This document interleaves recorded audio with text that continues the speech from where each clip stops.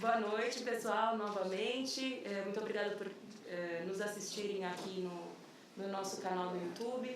Eu queria apresentar o Dr. Fernando Tovo. Ele é médico cirurgião plástico, formado pelo Hospital das Clínicas da Faculdade de Medicina da USP.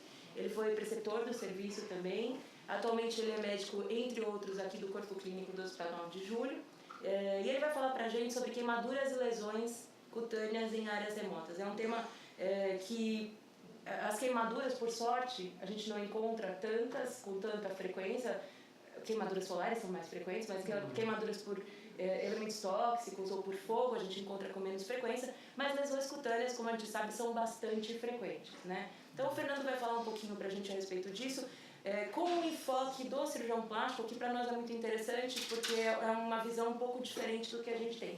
Ele estava comentando conosco que ele baseou a apresentação dele em alguns aspectos do AWLS, né, do nosso curso, que é o Advanced Wilderness Life Support.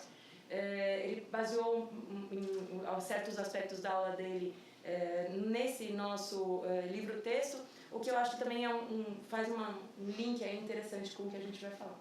Obrigada por estar aqui hoje com a gente, Fernando. Maravilha. Obrigado, Juliana. Obrigado a todo o pessoal da Bimar pelo convite. Realmente é um convite do qual eu fiquei muito feliz de poder participar e de fazer essa interação da cirurgia plástica com a parte das áreas remotas, da medicina de aventura. Está baseado realmente muitas das coisas no manual do AWLS e a gente trouxe de certa forma alguma visão, algum complemento, uma visão crítica da cirurgia plástica em relação até o que está dentro do manual do AWLS, que é um manual já bastante completo, bastante interessante, bastante didático. E a ideia é fazer um bate-papo, ou seja, se vocês puderem complementar com o caso de vocês, a gente vai discutindo na medida do que for a apresentação. É uma apresentação sem conflitos de interesse, vão ter alguns nomes comerciais que aparecem aí por conta das fotos. A bibliografia foi basicamente o do AWLS e alguns outros textos de cirurgia plástica que estão citados aí ao longo da aula. Eu falo um pouco rápido, então se não estiver sendo compreensível, me avise para a gente falar um pouco mais devagar. Então estamos na reunião do dia 6, que é desse calendário, que é bastante interessante. Eu não tinha visto todo, eu vim acho que em uma ou duas reuniões, mas espero estar nas outras. Um mini currículo meu, não sou tão aventureiro, talvez acho que vocês tenham mais experiência em áreas remotas do que eu. Tenho o meu mini currículo aí de esporte de aventura. Pensando em áreas remotas, realmente as lesões podem decorrer desde o contato com o solo, com obstáculos, pedras, podem ter outros ambientes, muitas vezes úmidos, excesso de chuva, enchentes, áreas com bastante calor ou até mesmo fogo aqui para fazer comida, ou, enfim, para purificação de água, ambientes com temperaturas negativas, enfim. São todas essas variáveis que estão implicadas na gênese, né, da patologia, na gênese dessas lesões cutâneas, tá?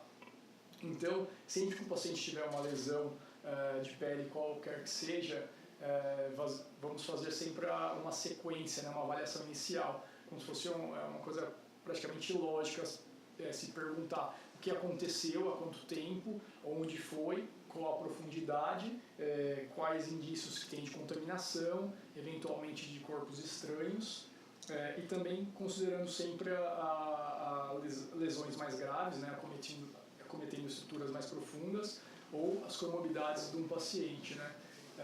Para isso, faço uma exposição da área afetada, então se o paciente estiver com roupas ou aparelhos de proteção, fazer a remoção dessas roupas para conseguir evidenciar a lesão, fazer de certa forma a hemostasia para que consiga depois fazer uma análise mais acurada, tanto da parte neurovascular distal, aqui no caso foi um acidente de moto com uma laceração do antebraço, não é exatamente numa área remota, mas de qualquer forma uma exposição, a análise, né, neurovascular, toda a funcionalidade dessa mão, depois fazer a limpeza, pensando depois num tratamento definitivo. E aí sempre quando a gente está pensando aqui em limpeza, tratamento definitivo, já começa a vir na nossa cabeça, vou ter que remover esse paciente ou não. Então depende dos recursos que você está, onde você está e qual a equipe que você vai ter para tratar, né? As lesões cutâneas implicam em contaminação, seja da flora da pele, contaminantes inerentes aos objetos, lesões por Clostridium, principalmente lesões que têm muita contaminação por elementos do solo, lesões de mordedura também que tem essa Pasteurella, Legionella, Streptococcus, ou seja, são os germes mais frequentes em cada tipo de lesão. Aqui, na verdade, é um paciente que teve uma lesão de, não sei se foi de bicicleta ou de moto, mas uma lesão relativamente de alta energia, que também teve uma laceração importante, com bastante material de contaminação do solo, com bastante impregnação de material. Então a limpeza, até um desbridamento já lá dentro para tentar remover esses debris, esses restos de solo, né? Em relação ao tratamento inicial, sempre vai passar pela limpeza, lavagem das feridas, a gente vai ver isso mais para frente em detalhes. Proteção e cobertura temporária. Tanto no ambiente remoto, se você tem qualquer tipo de lesão, uma laceração, você vai ter que considerar o que você tem disponível, seja gases ou panos úmidos, panos limpos, na verdade, o que você tiver de mais higiênico, de mais limpo, e fazer um enfaixamento para que faça, com o enfaixamento, tenha um efeito já hemostático, né? Esse curativo você pode trocar diariamente e, se o paciente for para uma remoção, você mantém o curativo até que seja reavaliado já num serviço especializado. Tem essa questão que aqui no AW eles discutem, a questão do fechamento primário. Se você tiver material de sutura, aí principalmente fios, colas ou grampos, acho que aqui no Brasil não sei se vocês têm disponível nas missões grampos. A gente tem em ambiente hospitalar, mas não em todo lugar. É uma coisa que é fácil, que realmente possibilita fazer uma sutura do ferimento com uma agilidade, com uma funcionalidade boa, no caso eventualmente de um paciente que esteja em uma missão ou esteja em um ambiente mais hostil.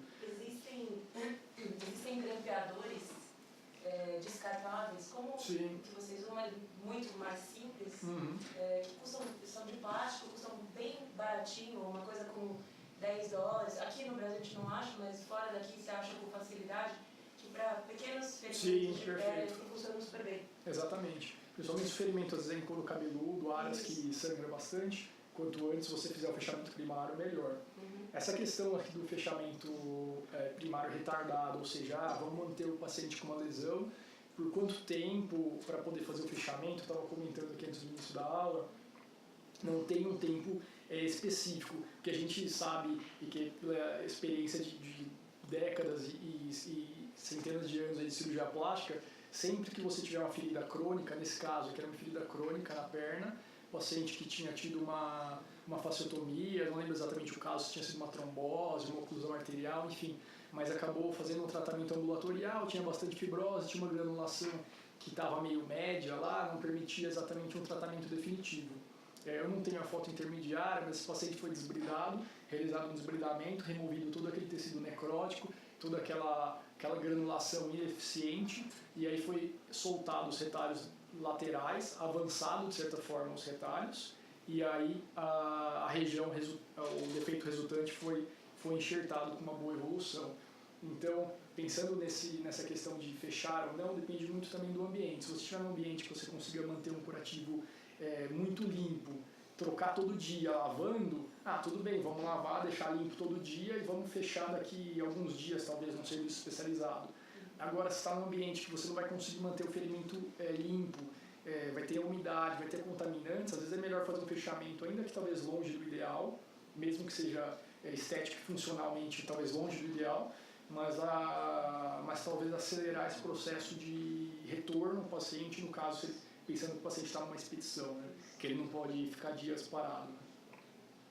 Se vocês quiserem complementar com a experiência, a vivência de vocês, os conceitos principais que a gente vai ver na aula, então, as abrasões, que nada mais é do que lesões por fricção. A classificação são análogas às queimaduras, em termos de graus e tal, a gente vai ver mais para frente. As bolhas, né, com clivagem intradérmica, também pode ser por queimadura ou por abrasão. E as lacerações, que aí, até puxando um pouco da parte médico-legal, depende do tipo de lesão. Pode ser uma lesão cortante, pérfuro cortante, corto contusa, enfim, tem aquela infinidade de lesões. E uma lesão, no caso, cortante, com pouca contaminação como essa, que foi um ferimento por faca, o paciente teve prejuízo, tinha lesão dos tendões flexores. Então, às vezes, uma lesão pequena, você não vai conseguir reparar, dá para o cara continuar, dependendo do que ele estiver fazendo, mas o tratamento definitivo tem que ser em centro especializado, né? E as queimaduras, as principais para a gente pensar nesse ambiente remoto, líquidos quentes, contato com materiais quentes, superfícies quentes, chamas e o flash burn, que pode ser explosões até elétricas, que o paciente tem uma queimadura pela própria explosão, né? O conceito de flash burn. E obviamente se o paciente tiver mais que 15, 20%, já são critérios de internação em ambiente hospitalar, para fazer o segmento, fazer o tratamento todo em ambiente hospitalar. Então são pacientes que vão ter que ser removidos, né? Abrasão, então, análogo às queimaduras, são dolorosas. Aqui no caso, abrasão superficial, primeiro e segundo grau. Nesse caso aqui, primeiro e segundo grau, você vê que algumas áreas aqui já estão mais brancas, já sugerem um segundo grau um pouco mais profundo. Já são umas áreas mais esbranquiçadas, onde tem a perda dos anexos. Isso para a gente é bastante importante. Quando está branco e tem perda de anexo, a gente pensa em uma coisa mais profunda. E aí seria já um segundo grau profundo, né? E aí a gente pensa já num tratamento que necessitaria de um enxerto ou de retalhos. Nesse caso aqui foi uma queda de bicicleta, na verdade esse paciente é um familiar meu, que aqui está por mais ou menos uma semana já de evolução. E uma coisa que a gente espera, análogo às queimaduras, é que em uma semana ou duas, na verdade duas, é o tempo para restaurar essa lesão. Então, lesões de segundo grau, até 2 semanas a gente espera. Lesão que vai restaurar, mas depois de 1 mês, em tese, a gente prefere operar, em razões principalmente por evoluir com cicatrizes hipertróficas e retração na região. Tá? Em termos de tratamento, fundamental, que aqui o paciente mais tigre, né, tá meio mal desbridado, mas desbridar adequadamente toda a periferia, tirar os restos de solo, o resto de terra que tem aí, e aí fazer a hidratação com ácidos graxos essenciais. E aí minha pergunta, não sei se tem isso exatamente no kit, geralmente algum tipo de hidratante, algum tipo de óleo, o que leva-se habitualmente numa expedição? Leva-se algum tipo de óleo hidratante? Não? Depende, o kit Depende vai do kit, depender, né? muito de onde você vai e qual é o propósito dessa expedição, né? Então, se você vai, por exemplo, para uma expedição onde existe uma grande chance de haver lesões de pele ou queimaduras, você vai levar alguma coisa, geralmente a aloe vera é uma coisa que todo mundo leva. Tá ótimo, bastante, perfeito. Né? Se for aloe vera, fazer o curativo com aloe vera, enfaixamentos e trocas diárias após o banho, no caso de uma abrasão como essa. Você E o paciente poderia seguir a expedição. Você tem alguma sugestão de alguma coisa, por exemplo, que você acha que seria interessante a gente levar? Então, o ácidos graxos essenciais, que é o óleo de girassol, o Dersane, tem um custo relativamente acessível, ele é pequeno, uma motoria de 150 a 200 ml. Dura, no caso de uma lesão dessa, daria para fazer curativo com uma motoria por 1 semana. Então é uma coisa que é pequena, barata e relativamente interessante para vários tipos de lesões. Legal. Mas tendo aloe vera, ou se não tiver, até mesmo com plantas, extratos de plantas, enfim, tudo que mantenha de certa forma um meio úmido e que não deixe essa lesão ressecar, já é benéfico. Então é aquela questão que a gente estava comentando antes, da improvisação. Não tendo um material ideal, utiliza qualquer coisa, extrato de planta, qualquer gel que você tiver, até mesmo um protetor solar, qualquer coisa que for mais emoliente para que mantenha o meio úmido e permita a restauração dessa lesão. Feridas mais profundas, você pode aplicar o Dersane no leito da ferida? Pode. Feridas mais profundas, como o 2º e 3º grau, você viu que aqui eu até nem pus o Dersane, porque aí já não vai mudar muito, vai ter que ir para centro cirúrgico mais dia, menos dia. Lógico que às vezes pode dar um conforto para o paciente, fazer o Dersane ao longo da expedição, mas não retardar em mais do que 2 semanas para ir para um centro especializado e fazer o desbridamento, né? Desculpe, pode falar. Uma das coisas que se fala muito, inclusive em manuais de medicina de áreas remotas, é a respeito do uso de mel. Então, se tem muito esse conceito de o mel é um ótimo antibacteriano, seria um coringa para muita coisa. O que você acha de colocar mel, por exemplo? Tá até mais pra frente, é que eu acho que eu acabei avançando. Aqui era meio que uma introdução e depois eu vou retomar alguns aspectos do tratamento. Não. Mas o mel, o grande segredo dele é a questão da osmolaridade mesmo, né? Então é descrito em livros antigos, há mais de 1000 anos, o uso de mel em feridas. E realmente ele tem um efeito. Nessa lesão, por exemplo, se não tiver nada, põe mel, com certeza. Com certeza, colocaria mel. Pelo efeito hiperosmolar. Tem gente que põe até açúcar, efeito hiperosmolar. Perfeito. Ele tem um efeito hiperosmolar e o mel vai na mesma linha. Além do que o mel tem uma propriedade mais emoliente mesmo. Eles estão nos slides, mas estão mais pra frente. Aqui era meio que uma introdução e um pouco mais, e depois eu vou dar uma retomada em alguns aspectos específicos do tratamento. Em relação às bolhas, né, múltiplas causas, estão consideradas principalmente calçados adequados, calçados já previamente adaptados para o tipo de, acho que isso vocês devem ver com bastante frequência, né, calçados mal adaptados, meias molhadas, calçados às vezes grandes ou pequenos, enfim. E a questão da remoção das bolhas é muito variável. Lógico que uma lesão extensa como essa vai indicar uma remoção. Agora, uma lesão pequena, tudo bem, podemos manter e o paciente segue tocando a expedição. Agora, se a lesão às vezes infectar, evoluir com uma celulite, pode ser que uma bolha pequena no calcanhar, paciente com diabetes, pode ser que indique uma remoção. Então, bolha, mesmo pequena, não é exatamente para desprezar, assim, né? Tem que fazer uma avaliação diária. Estourar ou manter, depende. Se a bolha for pequena, achar que não vai atrapalhar a deambulação, as atividades do paciente, não tiver sinal de infecção, não tem por que exatamente estourar. Não que deixando ela intacta vai prevenir de ter infecção.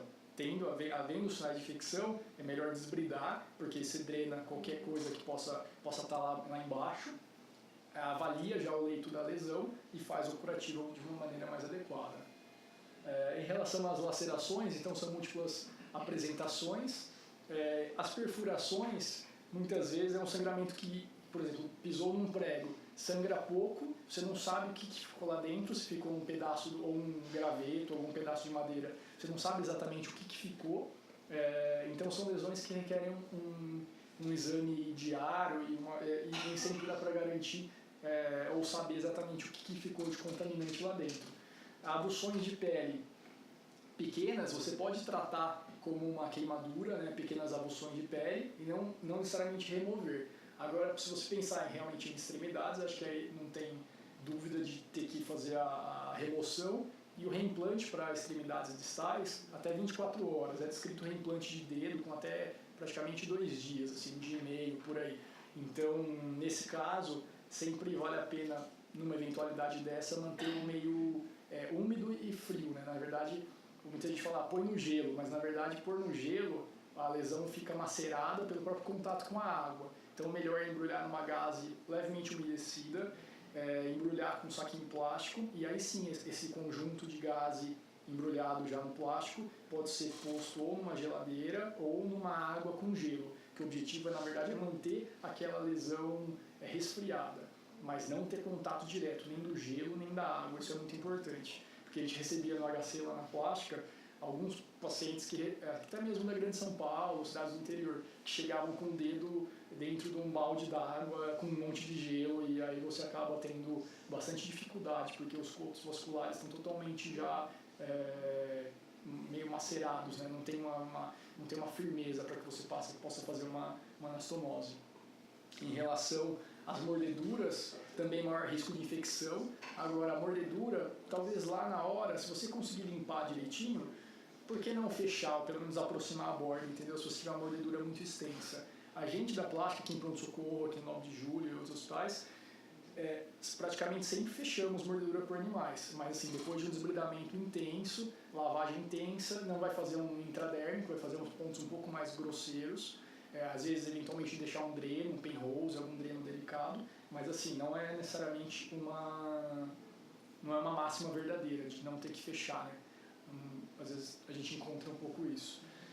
Voltando para esse caso aqui, que era uma ferida traumática, né? O paciente estava evoluindo praticamente para uma ferida, evoluiria com uma ferida crônica, também foi desbridado, foi colocado em sala, realizado o desbridamento, avançado algumas bordas, né? Existia um edema, que com o curativo, no caso, só esse centro cirúrgico, que é o curativo a vácuo, ele contrai e aproxima as bordas da lesão, a pele, todo o edema muscular melhorou e depois de mais ou menos uma semana conseguiu ser fechado borda a borda. Então, lesões que parecem ser muito, às vezes, complicadas de tratar, com curativos adequados e tal, em ambiente hospitalar, consegue-se fazer o tratamento adequado. Em relação a queimaduras, passar um pouquinho mais rápido, porque na verdade essa é uma aula montada mais pensando em queimadura em ambiente hospitalar, que eu tinha comentado com a Juliana. Mas enfim, estatísticas da American Burn Association, que seriam as mais precisas que a gente tem, são 500 mil queimaduras anualmente nos Estados Unidos, 40 mil internações, 4 mil mortes. E desse último levantamento, que terminou em 2014, 73% no domicílio, maioria homens caucasianos, e dentre, na verdade, todas aqui, tá? Todas as queimaduras, 5% na verdade relacionadas à recreação e esportes. Então, na verdade, a maioria das queimaduras acontece em ambiente domiciliar, homens caucasianos e por fogo chama. Então, leia-se acender churrasqueira, leia-se criança pequena mexendo no fogão. Então, a queimadura é uma patologia de forte predominância domiciliar. No Brasil, que é o próximo slide, os números são até maiores, né? 1 milhão de queimaduras por ano e a mortalidade é um pouco menor, 2.500 mortes por ano, né? E a gente não tem exatamente uma estatística de como que são as lesões, mas ainda a maioria são domiciliares, mas não temos aqui discriminado as atividades esportivas. Em relação às queimaduras, o melhor preditor de sobrevida é a superfície corpórea e depois considerar, obviamente, comorbidades e lesão inalatória, que é uma coisa que aumenta em 7 vezes a mortalidade, né? Em relação à superfície corpórea, isso tinha acho, também no AW, por isso que eu resolvi trazer. Para queimaduras menores, a gente pode usar a palma da mão, né? E para lesões maiores, a regra dos 9, lembrando que para criança aí é diferente, porque aí a cabeça da criança tem um peso que é o dobro do adulto e aí vai diminuindo, principalmente nos membros inferiores diminui. E aí a criança é mais área na cabeça e menos nas pernas, né? E o resto mais ou menos igual. Basicamente são 11 áreas, né, com 9%, que vai dar 99%, e 1% da região dos genitais. Só consultar essa tabelinha.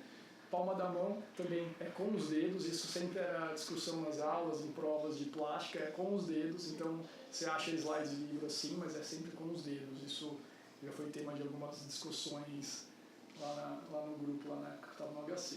Em relação à queimadura solar, então, epiderme, né?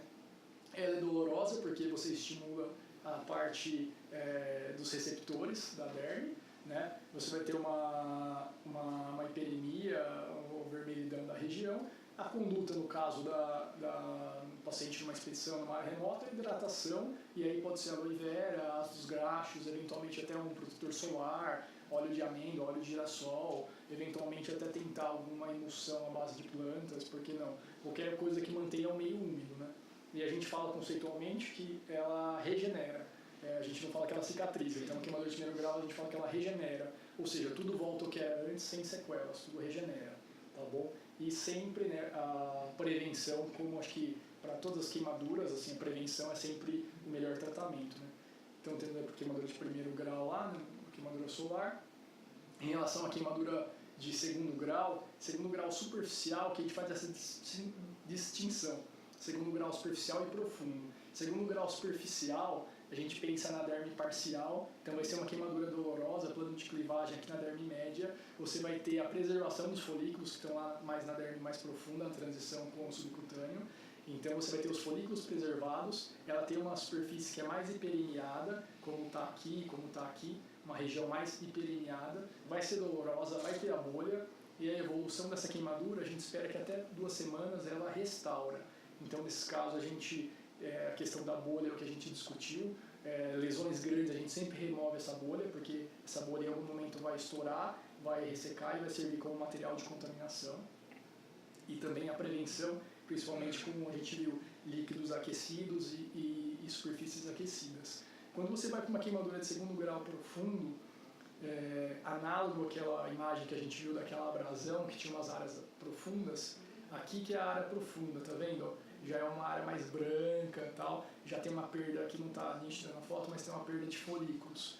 Então, se a lesão está profunda, está tendo perda dos folículos, essa é uma lesão que a gente sabe que algum dia vai ter que operar, uma lesão profunda dessa. Então, a gente pode fazer um tratamento com enfaixamento, aloe vera, algum hidratante, lavar todos os dias. Em nenhum caso de queimadura fazer antibiótico profilático, mesmo em ambiente hospitalar a gente nunca faz. Só terapêutico, uma vigilância infecciosa mais cuidadosa nesses pacientes. Então, olhando aqui uma superfície como essa mais amarelada, principalmente a característica clássica é a perda dos anexos. E a evolução até restaura, mas aqui deve demorar uma lesão profunda mais do que 14 dias, que é meio que um deadline que a gente usa também para pensar em operar ou não essas lesões. E obviamente, sabendo que é uma lesão que se opera, quanto antes operar, melhor a evolução. Então, essa questão assim, removemos ou não o paciente, aí depende de quanto a gente consegue dar de tratamento para ele na área lá. Você utiliza aquelas peles artificiais para dar proteção, para dar regeneração? Matriz, né? Sim. Em relação às matrizes, sempre depois do desbridamento, ela não substitui o enxerto de pele. A matriz dérmica ela é usada geralmente uma semana, 2 semanas. Ela é uma matriz dérmica acelular, né? Ela é processada com uma substância, remove-se todas as células para não ter efeito antigênico. Você coloca numa ferida, seja trauma, seja queimadura depois de desbridada, espera-se até 2 semanas, a matriz de certa forma é integrada, ou seja, teve crescimento de vasos entre aquele esqueleto de matriz extracelular, tem um crescimento de vasos, e aí por cima da matriz você coloca um enxerto de pele fino. Então hoje em dia a matriz, qual que é o grande trunfo dela? É melhorar a qualidade do enxerto, porque a gente sabe que o enxerto, quanto mais fino, a gente fala que ele tem um slide que está tirando o enxerto, quanto mais fino, ele retrai menos no começo. Imagina que você tirou uma fatia de pele de um enxerto muito grossa, tem muita fibra elástica, então ele retrai muito o enxerto grosso. O enxerto fino retrai menos, você consegue esticar ele com maior facilidade. A longo prazo, por a interação de miofibroblastos, é o contrário. O enxerto fino tem muita retração, o enxerto grosso, ou até lesão de pele total, tem menos retração. Então, mão, área de dobras, face, a gente pensa em enxerto de pele total ou grosso. E aí, como tem também uma certa morbidade da área doadora, por extensão da queimadura, a matriz veio exatamente a esse ponto. Lesões grandes em áreas nobres, às vezes com escassez de área doadora de enxerto, você consegue ter uma qualidade funcional a longo prazo melhor. Então aí você faz a matriz não como substituto, assim, pele artificial, colocou e não precisa do enxerto, não, vai precisar, mas aí você vai fazer um enxerto fino, num tempo mais adequado. Nesse meio tempo que a matriz ficou cobrindo essa ferida ou essa queimadura, você teve prevenção de esfoliação de líquidos, então para grandes queimados isso é muito importante. O paciente que tem 70%, 80%, inclusive o 9 de julho aqui é um centro de tratamento importante dos pacientes grandes queimados. A gente não tem área doadora, por exemplo, às vezes sobra só o couro cabeludo e partes do dorso. Você não consegue enxertar o paciente na primeira semana, toda a área, e aí vai tendo perdas, esfoliação, distúrbio eletrolítico, infecção. A matriz, se você puder cobrir o paciente inteiro, cobre o seu paciente inteiro. Ainda que seja para não usar a matriz e pôr o enxerto, remover a matriz e usar ela apenas como uma coisa provisória, temporária, para manter o meio úmido, manter o meio estéril e não deixar dessecar nem ter perda das soluções. O grande problema da matriz, principalmente no Brasil, é o custo, né? Habitualmente, até preciso checar os últimos valores, mas assim, uma matriz de mais ou menos 15 por 15 centímetros está na faixa, acho que se não me engano, de uns 10 mil reais, alguma coisa do tipo, talvez até mais. Então, pensando num paciente que às vezes precisa aí de talvez 400, 500 centímetros quadrados ou mais de área receptora, começa a ficar mais, o custo viabiliza um pouco. A gente tem pele de cadáver, que é disponível no banco de pele do HC, para qualquer paciente, seja de serviço público ou particular ou privado. Tem que solicitar a pele. A pele ela é retirada de cadáver e você coloca como se fosse a matriz. Grandes queimados, recobre o paciente inteiro, e pode colocar essa pele de cadáver. Só que você tem que removê-la em até uma semana ou duas, porque ela, de certa forma, mantém algumas propriedades antigênicas que o corpo vai expelir. Então ela não consegue ser, de certa forma, parcialmente integrada igual é a matriz. A matriz é integrada e o enxerto de pele vai por cima. Mas aí a matriz foi processada, geralmente é de boi ou de porco, né? E faz um processamento para tirar as células e ficar praticamente sem antígenos. Né? Em relação às queimaduras mais profundas, então pensar na remoção, mas não precisa ser uma coisa tão imediata. Depende muito da expedição, depende muito para onde você vai remover. Então, como a gente estava discutindo no começo, cada lesão e cada expedição tem suas particularidades, né? Queimaduras de terceiro grau, que seriam todas as camadas da pele, ou até descrito o quarto grau, quando pega estruturas profundas, você já não tem as terminações nervosas que foram queimadas. Então, essa área já não tem dor, mas pode ter dor nas queimaduras ao redor. Voltando a frisar mais uma vez que a prevenção ainda é o melhor tratamento e que aí sim, direto o tratamento cirúrgico é mandatório. E aí temos lesões, as pacientes, essa foi uma que eu atendi no meu R3, é uma senhora que tinha um certo grau de declínio cognitivo e estava no sofá, enfim, o cigarro caiu no sofá e ficou, de certa forma, impossibilitada de sair do sofá e foi queimada dentro de casa com uma área extremamente extensa de terceiro grau. Esse paciente também é uma lesão por chamas, por combustão, e esse eu não lembro exatamente, mas são lesões que necessitam um desbridamento e toda essa lesão. Então, lesão de terceiro grau, teve uma lesão, ainda que seja pequena, você já sabe que você vai remover. Dá para fazer o curativo por cima disso? Lógico, se for uma lesão restrita a uma perna, dá para fazer o curativo. Mas em algum momento vai ter que passar por um tratamento cirúrgico, né? Estou vendo o tempo, acho que eu vou só acelerar algumas coisas aqui, que tem mais coisas interessantes para a gente discutir. Em relação à queimadura, sempre que você supõe que você caiu uma gota de óleo fervendo aqui, você sabe que essa área é a área que queimou. Tem uma área que é uma área de transição, que é essa zona de estase, e tem uma área que a gente sabe que fica com uma hiperemia reacional. Então a gente sabe que qualquer queimadura, você teve uma gota de óleo fervendo que caiu no número 1 aqui. Se você resfriar, e aí vai uma coisa interessante, o que fazer, né? Caiu uma gota de óleo fervendo aqui, o que fazer? Resfriar. Não precisa pôr no gelo, mas lavar com água fria, não de gelo, mas assim, água fresca, sei lá, 20 e poucos graus, por bastante tempo até resfriar. Isso melhora o quê? De que essa lesão número 2 se estenda. Então, por isso que vale a pena o tratamento precoce. Qualquer tipo de queimadura, contato com objeto quente, água gelada ou soro, enfim, por bastante tempo até resfriar. Isso melhora que a lesão inicial não se propague e não atinja a área da zona 2, né, que é essa zona que já tem um comprometimento capilar, que se não tratada pode evoluir para uma lesão total. Outra coisa interessante aqui, principalmente pensando em grandes queimados, é assim, a reanimação volêmica age exatamente aqui também, né? A manter o paciente com pressão controlada, bem hidratado, também faz com que a lesão da zona 1 não se propague para a zona 2. E grandes queimados sempre tem várias alterações, né, como imunossupressão, mas a mais importante do paciente grande queimado é o hipermetabolismo.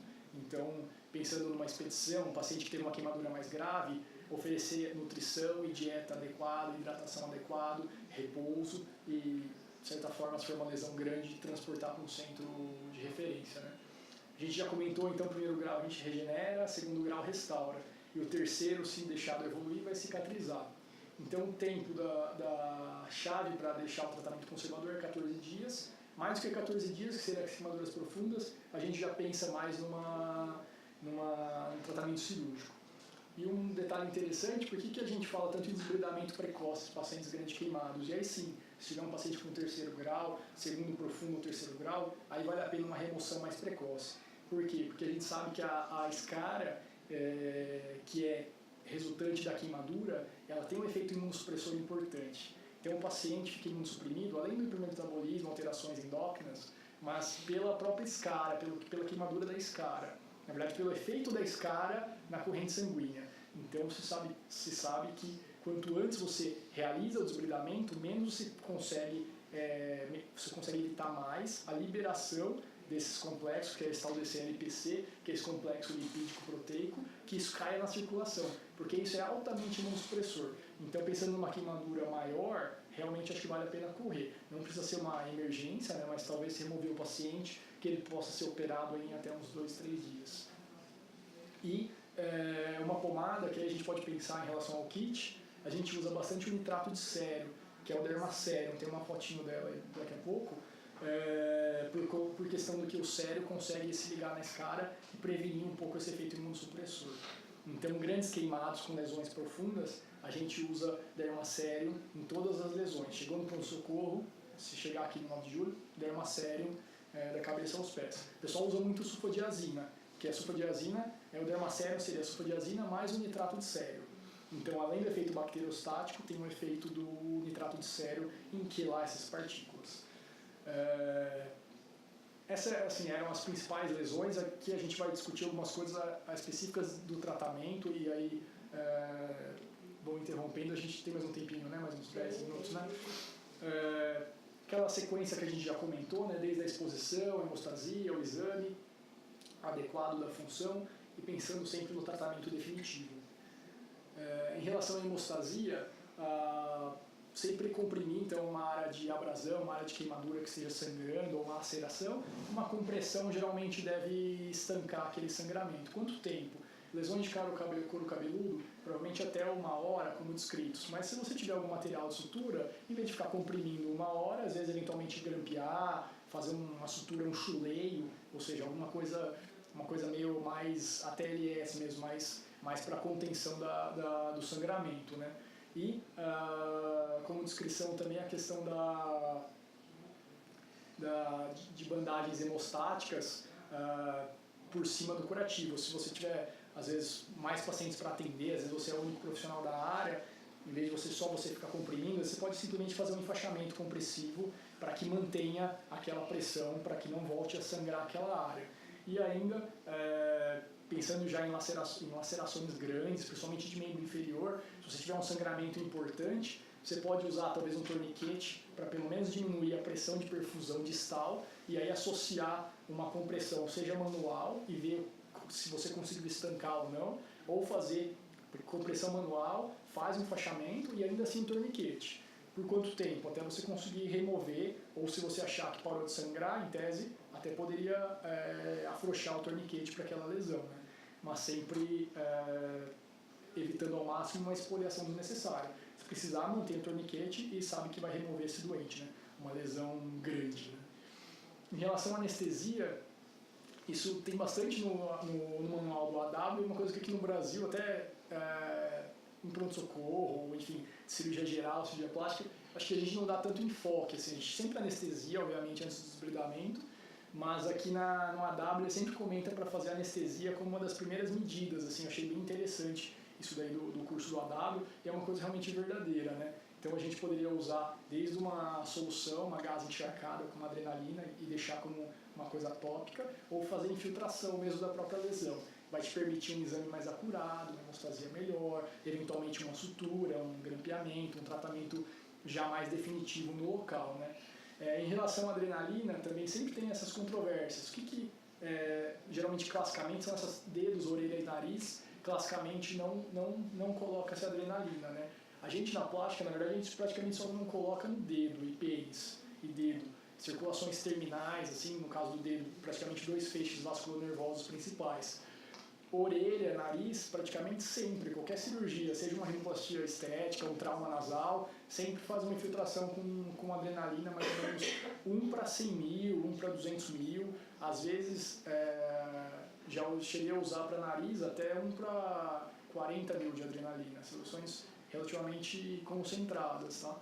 Para a orelha, também sem grandes problemas, assim, difícil, acho que até procurei alguma descrição de efeitos, se vocês souberem, assim, de algum efeito colateral em nariz e em orelha por conta da adrenalina. A minha vida não é tão longa, então acho que o pessoal, às vezes, em cursos, principalmente a TLS, dá muito enfoque nessas 3 estruturas. Mas para orelha e nariz é uma coisa que não preocupa tanto a gente. Para dedos, aí acho que vale a pena evitar. Em relação à lavagem, né, no centro cirúrgico a gente faz bastante com soro multiperfurado. E aí eu até pus aqui, sempre que eu ponho asterisco é para a gente discutir. No AW sugere saco de hidratação, eventualmente uma garrafa plástica, ou seja, o que você tiver. Eu achei bastante interessante, que é bem fidedigno ao nosso armamentário em centro cirúrgico, que é um soro multiperfurado, né? E eventualmente uma seringa com uma agulha, um gel na ponta, ou seja, realmente um jato de água ou de soro sob pressão, realmente é uma das melhores coisas para que consiga fazer um desbridamento de tecidos, principalmente terra ou partículas de madeira. É bastante difícil de remover exatamente com a mão, né? Às vezes, se você fizer um desbridamento, você pode usar uma gaze para conseguir limpar, mas muitas vezes uma gaze vai causar mais dor e mais sangramento. Então, um fluxo de água é uma coisa bastante interessante. Lembrando sempre da proteção pessoal, né? Eventualmente óculos, o que tiver disponível lá, ou pelo menos uma proteção com algum pedaço de papel ou de pano, onde tiver o fluxo de água para não ter risco de contaminação pessoal. E a quantidade, está descrito no AW essa formulinha mágica aí, mas assim, infinitos litros de soro, né? Então, como o pessoal da ortopedia gosta, quanto mais soro, melhor, né?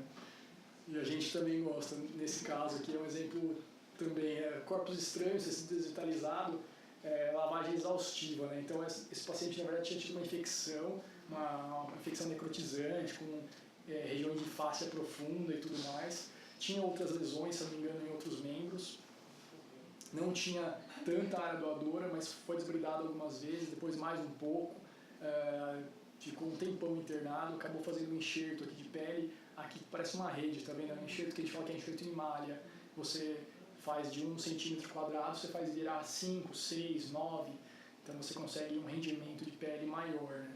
E foi optado para esse cara, para esse paciente, esse tipo de tratamento.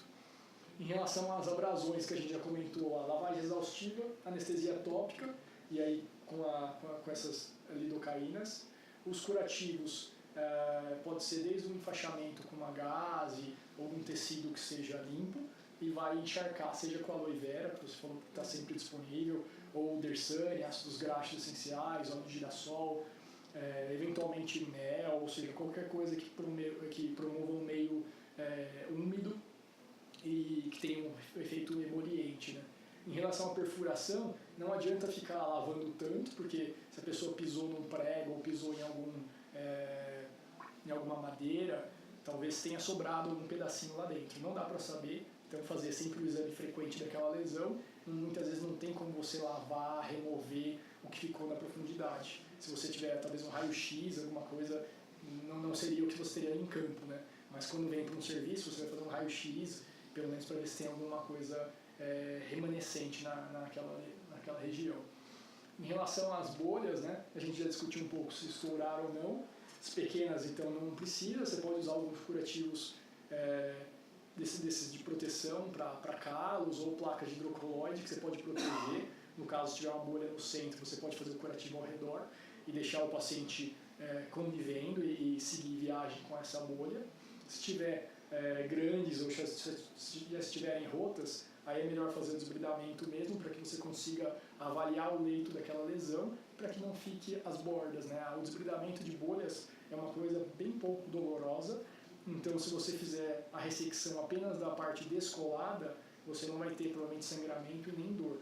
A parte descolada da bolha é uma coisa relativamente tranquila de fazer esse desbridamento. E curativos diversos, né? Band-aids, protetores, hidrocoloides, e sempre, se optado por não estourar, observar se não vai evoluir com alguma infecção local. Estou quase terminando, acho que tem mais uns 5 minutinhos.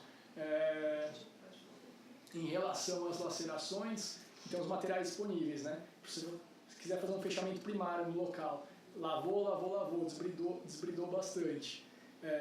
Sutura, grampo, fita ou cola, aí depende do que você tiver disponível na sua mão. Mas se você fizer realmente uma lavagem, uma limpeza adequada, por que não fazer um fechamento primário? Depois, se precisar, faz algum ajuste ou algo que precisar, mas eu acho que fazendo primário, com certeza, menos dor e o paciente pode já seguir na expedição. Fazer um fechamento retardado está descrito no AW como menos infecção, até depois interrogado, porque vai muito daquilo.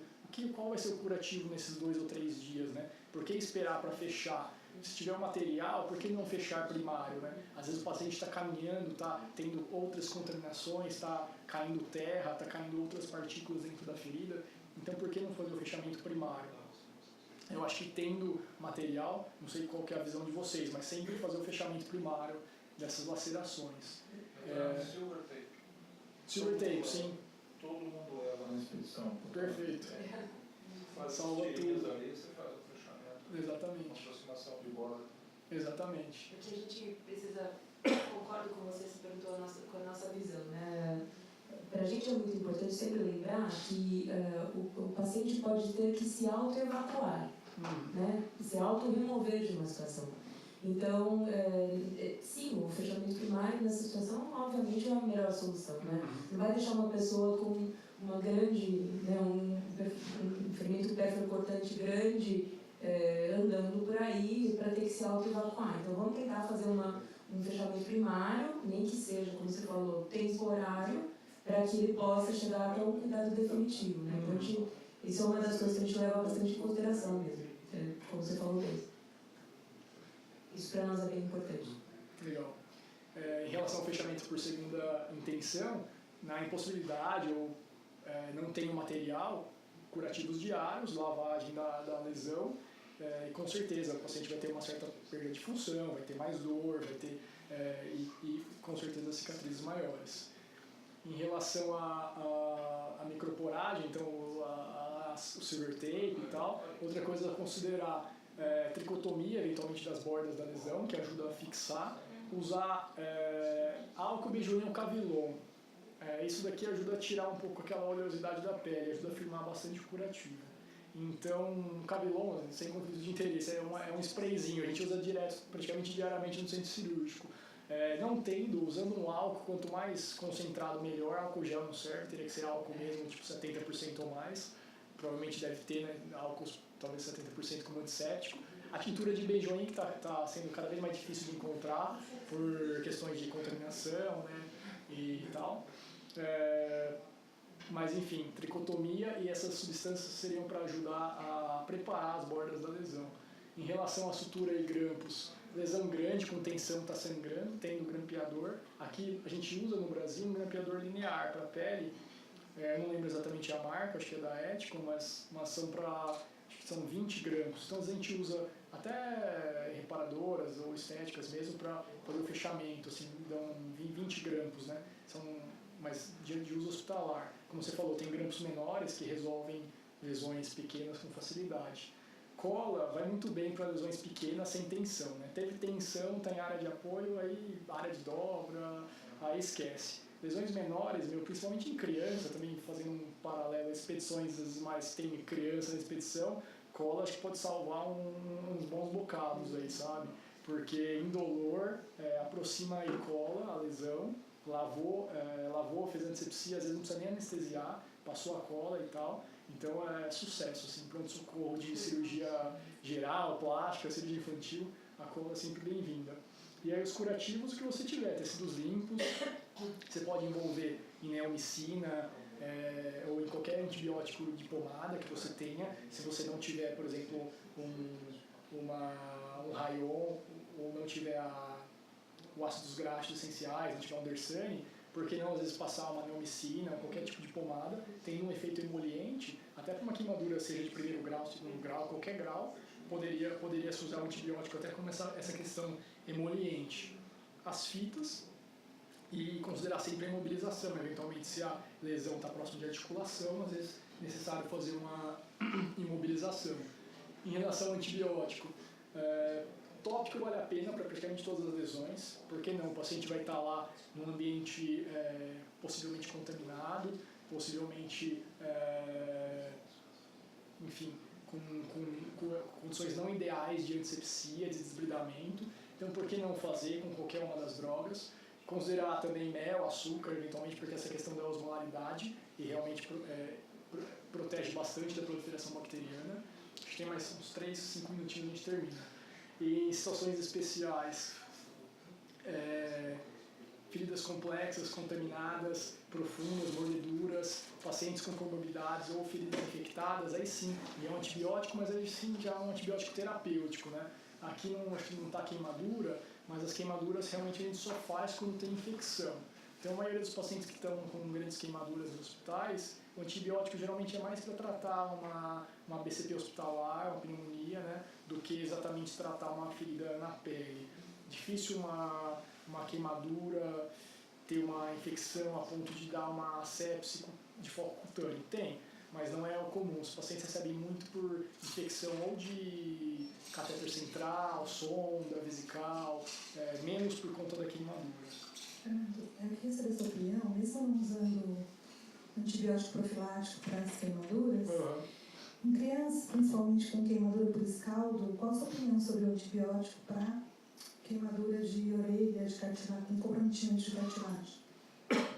Então, orelha é uma das situações, orelha e cartilagem é uma das situações que entraria uma queimadura de orelha, a gente entraria nesse grande pool hoje que a gente chama de feridas complexas. Então, aí possivelmente ou já fazer antibiótico ou ao menos fazer curativos com antibiótico tópico com frequência. Mas aí sim fazer a cobertura o quanto antes.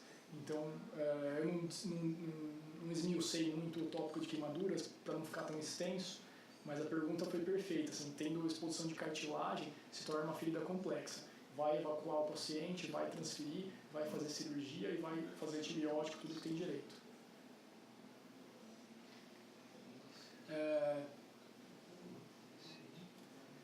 Então, de 7 a 10 dias, né, é descrito antibióticos cutâneos de forma geral, os mais utilizados, como cefalexina e clavulin.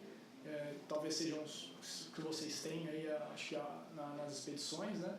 Mais importante é fazer a avaliação diária e fazer, se tiver lesão com formação de gás, ou suspeita de alguma gangrena, alguma fasciite, alguma lesão mais profunda, realmente aí sim vira uma urgência e aí sai correndo com o paciente. Tem mais poucos slides assim, de algumas lesões específicas. Couro cabeludo sangra bastante, então se puder fazer o fechamento quanto antes melhor. Vale a pena fazer uma tricotomia limitada, não precisa raspar a cabeça do paciente. Quanto antes puder fazer o fechamento melhor. Se tiver lesões extensas ou suspeita de trauma craniano, aí obviamente fazer a remoção do paciente. Lesões menores, pode usar grampo, eventualmente até o cabelo como ajuda de aproximação. E o desbridamento com cuidado, porque qualquer lesão na face no couro cabeludo engana às vezes. Parece uma lesão, às vezes é uma lesão corto-contusa, tem bastante tecido desvitalizado, mas tem uma boa evolução. Então face e cabelo engana bastante, até mesmo a gente, assim. Então a gente nunca tem um desbridamento tão agressivo, exceto se ainda mais estando no ambiente pré-hospitalar aqui, não teria muito porquê fazer um desbridamento. Deixa que a lesão vai se delimitar nos próximos dias, pensando numa lesão de couro cabeludo ou de face. Nunca se aventurar em fazer muitos desbridamentos. Lesão mais extensa de membros, bolhas, abrasões, aí sim fazer lavagem, fazer um desbridamento mais agressivo. Posso só fazer um adendo aí? Claro. Que a lesão corto-contusa do couro cabeludo é perigosa, porque a gente já recebeu alguns pacientes em choque, porque a perda sanguínea é enorme. Enorme. Tem que lembrar isso aí. Com certeza. E tomar uma medida imediata. Né? Sim. Imagina isso num ambiente remoto, né? Uhum. É complicado isso. Exatamente. Acho que... Uma pedra que cai, você está sem capacete, né? Não é só o trauma, o corpo forte é importante. Uhum. Pode levar em 1h30 o choque. Uhum. No ambiente remoto, realmente qualquer perda de sangue acho que é preciosa, né? Então, está descrito, principalmente em criança ainda seria até um fator ainda um agravante, né? Uma criança traumatizada. Então está descrito por uma compressão de até 1 hora, eu trouxe porque está descrito também no livro, mas não tem por que ficar 1 hora se gasta-se 5 minutos para fazer uma sutura, né? Faz um chuleio mesmo, nylon 2, nylon 3, faz um chuleio contínuo e resolveu. Couro cabeludo basicamente é isso. Ou se tiver um grampeador, ele grampeia e acabou. Lesões na face, lesões menores, cola vai muito bem. E se tiver lesões nervosas, lesões de cartilagens, pálpebras, enfim, paralisia de face, aí já se torna uma lesão complexa e fazer a remoção. Tronco, se tiver suspeita de perfuração, seja tórax, abdômen, obviamente implica em remoção. Extremidades distais, exame neurovascular antes e depois, né, da lesão, e realmente uma lesão que às vezes não é pequena, não é grande, mas teve uma lesão neurovascular ou comprometimento de tendões, aí vale a pena já levar para um tratamento adequado. Em relação ao exame da mão, bem simples, na verdade, nervo ulnar, nervo mediano e nervo radial. Sensibilidade, né, da mão, testa-se as 3 e pode fazer os testes, acho que saiu o slide, fazer os testes de motricidade, né? Seria abrir e fechar os dedos, que seria lunar, pode fazer radial, própria extensão aqui da região, e o mediano, principalmente, fechamento, abrir e fechar os dedos, né? Pelo menos o exame de sensibilidade é bem útil para lesões da mão, assim, porque por ter ramos superficiais, principalmente na região do radial, que os experimentos pequenos parecem bobos, mas teve uma lesão nervosa, às vezes vale a pena já pensar em transferir. Obviamente que lesão nervosa de sensibilidade não implica num risco para o paciente. Se ele tiver com uma motricidade boa, como você disse, o paciente precisa ele mesmo se auto-evacuar, mantém a lesão, mas é bom ele se diagnosticar para saber a gravidade da lesão. Em relação à mordedura de animais, fechamento a gente já discutiu. Se tiver um desbridamento adequado, fazer um fechamento um pouco mais grosseiro, por que não? Deve-se fazer. Não teria um tamanho específico, mas assim, mordedura de animal passou de mais ou menos 1 centímetro de profundidade, 1 centímetro mais ou menos de extensão, exceto se for um arranhão, mas tem mais ou menos 1 centímetro, seja de extensão, profundidade, já vale a pena fazer antibiótico, já vale a pena checar o status vacinal do cão também, fazer o segmento do cão, que é importante, e fazer um fechamento, mas não um fechamento tão cuidadoso, fechamento um pouco mais grosseiro, por assim dizer. Queimaduras, então, acho que aqui é para finalizar. Primeiro grau, aloe vera, ou ácidos gráficos, tecidos úmidos, e evitar as novas exposições. Segundo e terceiro grau, já sabe que vai ter que desbridar, então desbrida-se as bolhas e em algum momento vai para o ambiente hospitalar. Antibiótico tópico seria aquele dermasério, né, nas lesões profundas, para evitar aquele efeito imunossupressor, e troca de curativos diárias, não tem muito que fugir disso, né? Lesões maiores, apenas como descrição, até em nível já de atendimento de emergência. Uma lesão maior que está circunferencial, seja em tórax ou em membros, eventualmente fazer uma escarotomia, né? Apenas uma incisão, praticamente uma incisão relaxadora, para que consiga ter expansão de troncos e membros e tal, ou da área que esteja acometida. Lembrando que as lesões, a gente, quando pensar nas queimaduras, principalmente as mais profundas, né, a gente vai em até 10 ou 14 dias tentar fazer uma excisão tangencial, que é simplesmente passar uma faca, a faca de Blair, e remover essa carapaça, essa área queimada, deixar cruento e depois fazer a enxertia por cima disso. Óbvio que são áreas que vai de 10 a 15%, não dá para fazer no corpo todo, então isso já sim é ambiente hospitalar, e depois fazendo a enxertia dessas lesões. Aqui é uma enxertia de couro cabeludo, que é uma área excelente, porque a derme é espessa, então é uma das áreas preferidas para a gente fazer a área doadora de enxertos. Em relação à queimadura, mas aqui já entra para ambiente hospitalar, ou pelo menos com algum grau de suporte avançado, as fórmulas geralmente 4 ml/kg por superfície, metade em 8 horas, metade em 16 horas, mas aí já pensando em transferir para um serviço de referência, principalmente ficar atento na questão do débito, o céu é o limite, né? Tem paciente que precisa às vezes do dobro da lesão, principalmente se é queimadura elétrica, né? O dermasério a gente já comentou, melhora a questão da imunossupressão, então talvez queimaduras acho que a gente pega pouco aqui no Brasil, nas expedições que vocês estão acostumados, mas eventualmente se tiver lesão grande, o dermasério seria uma coisa interessante, mas lesões grandes vão ser evacuadas, então no serviço de urgência o pessoal vai fazer.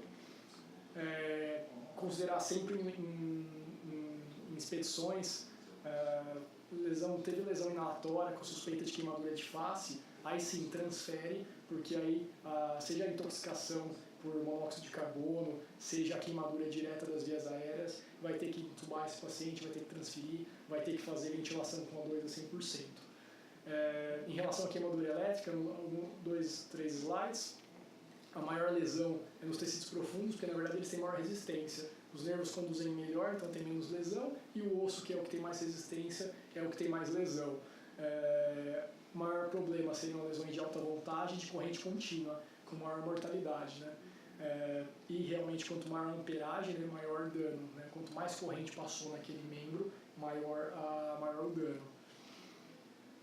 Lesões às vezes nem sempre, aqui parece mais inocente, então na hora de calcular a superfície corpórea para queimadura elétrica a gente não calcula assim com a mesma facilidade, muitas vezes tem que esperar a evolução, às vezes parece uma lesão pequena e acaba evoluindo com uma lesão extensa.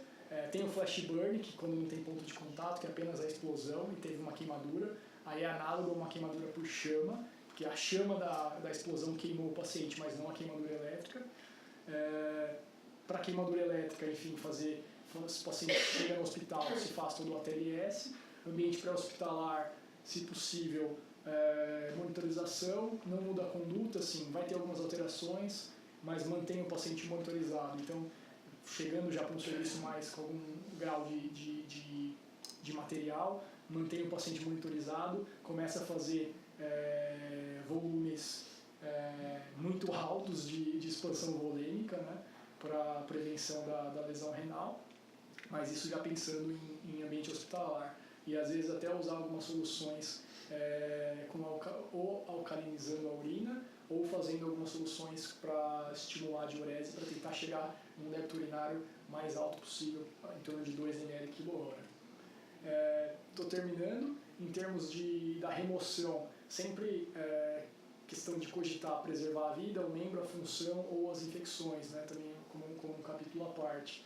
Então, o limite sempre depende do nível de preparo, seja da equipe, seja do atleta, da pessoa que está na expedição, dos materiais que você tem, mas não titubear, né? Sabendo que diagnosticou alguma lesão que vale a pena uma remoção, um tratamento definitivo, eventualmente já fazer uma remoção mais precoce. Queimaduras, maior que 10%, terceiro grau, qualquer porcentagem praticamente, ou queimaduras a partir de segundo grau em áreas nobres, elétricas, lesão inalatória e paciente com doenças crônicas, são os critérios de internação hospitalar. Se vier um paciente hoje no pronto-socorro aqui com queimadura, são os critérios de internação hospitalar. Então esses pacientes não dá para tratar no ambiente pré-hospitalar. Em relação... Tem 2 minutos? Tem? Desculpa, eu não tinha testado o tamanho da aula. Acho que eu me empolguei um pouco na montagem da aula.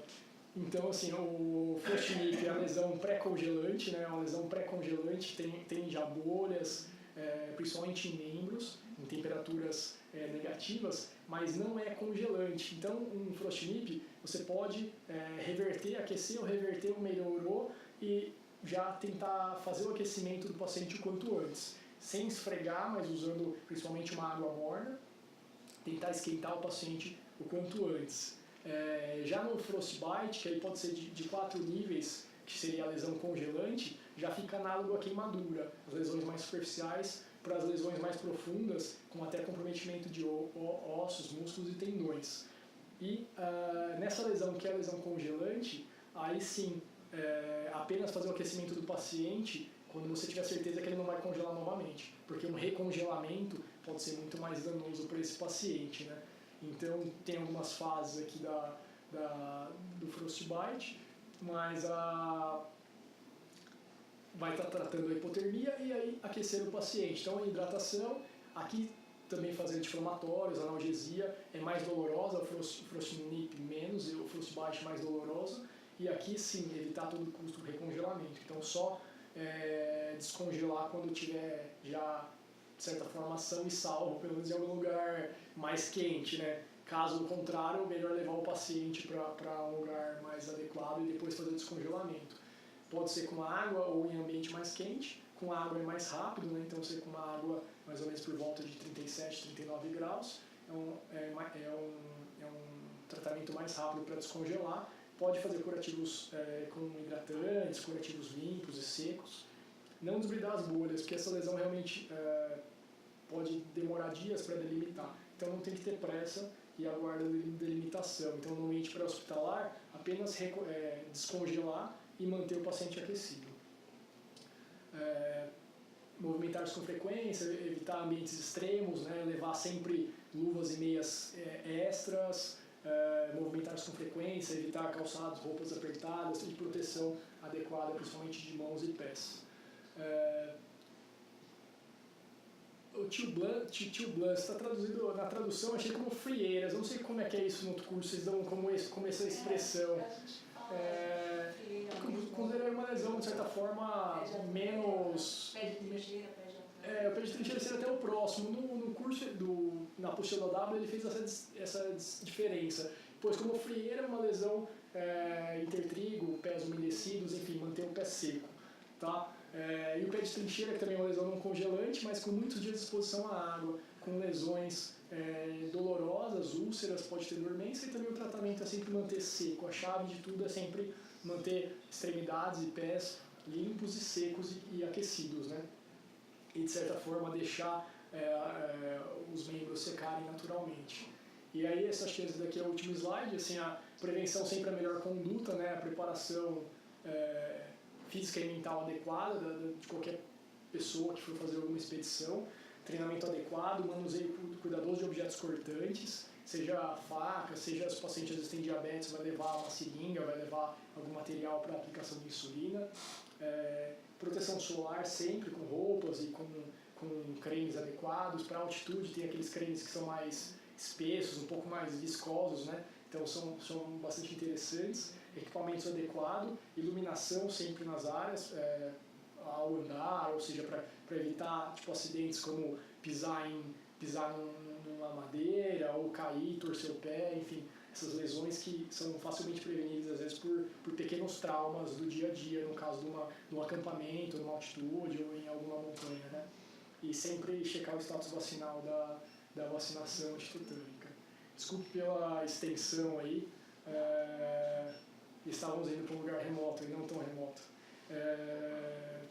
Desculpe pela extensão aí o Brasil Express. Remoto pelo Nomute, né?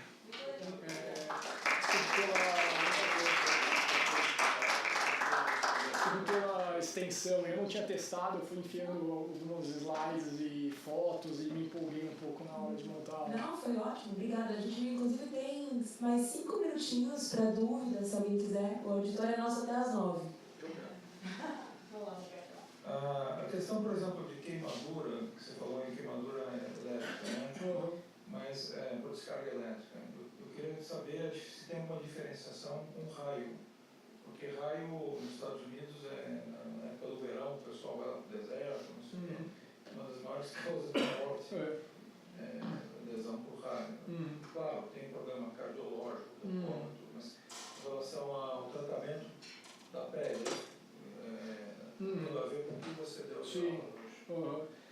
Nas lesões por raio, realmente o maior problema às vezes é a parte cardiovascular. Tem gente que às vezes tem parada no local e tal, às vezes precisa ser desfibrilado no local, então acho que esse seria o tratamento mais importante. Lesões cutâneas é bem variável, então pode ter às vezes uma lesão cutânea menor do que aquelas que eu mostrei. Geralmente não são lesões cutâneas grandes que chamem a atenção. O maior problema é cardiovascular. Como a amperagem é baixa, na verdade, a diferença de potencial é alta, mas de certa forma a amperagem é menor do que nessas lesões de fio de alta tensão, que o paciente ficou sendo eletrocutado por, às vezes, alguns minutos e tal. Aqui em São Paulo, o que mais tem é até por roubo de fio de cabo de cobre e tal, e gato. Teve gente que foi ajustar a antena, tipo numa laje, assim, ajustar a antena daquelas antenas, sabe, aquelas de 2, 3 metros, encostou, enfim. Mas as lesões por raio, geralmente lesão cutânea é menor, parte cardiovascular pior. Mas as lesões abordadas da mesma maneira. A queimadura elétrica a gente desbrida, não faz amputação, não faz nenhuma conduta drástica. É análogo a essas lesões congelantes. Às vezes surpreende, às vezes é muito pior do que você acha, às vezes não é tão grave. Mas habitualmente é muito pior do que você esperava. Então aquela mão lá que eu mostrei, você vê que tem uma carbonização, uma área que parece um 3º grau pequeno. Mas aquilo lá teve comprometimento de praticamente todo o compartimento flexo-tensor. Então, a lesão externa é menor do que a lesão interna. Os ossos e músculos sofrem mais do que a pele nessas lesões. Tem aquela lesão patognomônica, né, de queimadura por raio, que é aquela lesão incelombar, aquela lesão de Fehling, né?